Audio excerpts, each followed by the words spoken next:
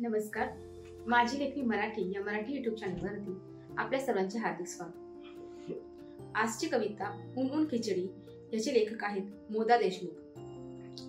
एक विस्कटलेल्या कुटुंबाला बांधण्याचं काम ही कविता नक्कीच करेल असं मला वाटतं. तुम्हाला काय वाटतं हे नक्की कळवा. चला तर मग सुरू करूया.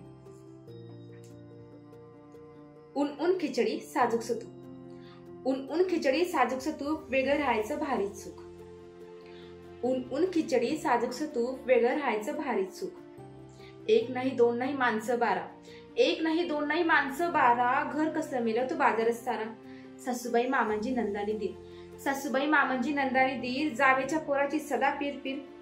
पाहुणे रावळे सणनी वाट, रांधा वाडा जीव बेजार.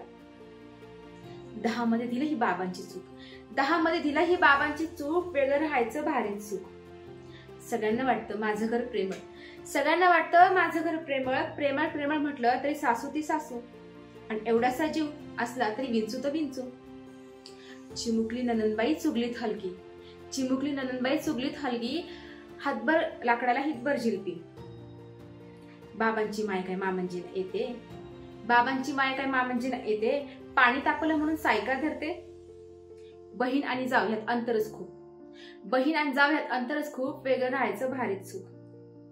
दोघांचा संसार सदा दिवाळी दसरा, दोघांचा संसार सदा दिवाळी दसरा, दोघात तिसरा म्हणजे डोळ्यात कचरा. दोघांनी राहायचं, छान छान लिहायचं, गुलुगुलू बोलायचं आणि दूर दूर फिरायचं. आठवड्याला सिनेमा, महिन्याला साडी, फिरतील साऱ्या आवडी निवडी.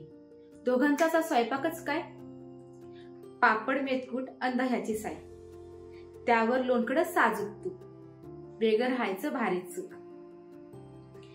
रडले पडलेनी आबोला धरला, रडले पडलेनी आबोला धरला, तेव्हा कुठे ह्यांनी वेगळा संसार मांडला. पण मेलं ह्यांचं काही कळतच नाही, महिन्याचा पगार कसा पुरतच नाही. साखर आहे तर चहा नाही, चहा आहे तर दूध नाही, ह्यांच्याही वागण्याची तरास नवी. घोटभर पाणी द्यायला पण बायकोच हवी, बाळ रडलं तर ते खपायचं नाही, मीठभर कसं त्याला घ्यायचंही नाही.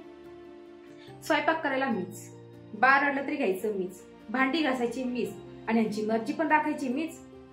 जीवाच्या पलीकडे काम झालं खूप, वेगळं राहायचं कळायला लागलं सुख. सासूबाई रागवायच्या, सासूबाई रागवायच्या पण बऱ्याच होत्या. सकाळचा स्वयंपाक निदान करीत तरी होत्या. मामंजी दिवसभर बाळाला घ्यायची, बाजारहाट करायला भाऊजी जायचे, कामात जावीची मदत व्हायची. ननंद बिचारी उरनिपूर निस्तरायची. आता काय कुठली हौशीनी आवडी, 12 महिन्याला एकच साडी. थंडगार खिचडी, संपलं तू, आणि वेगळं व्हायचं कळलं सुख. तर अशी ही मजेशीर कविता. मला असं वाटतं तुम्हाला आवडेल.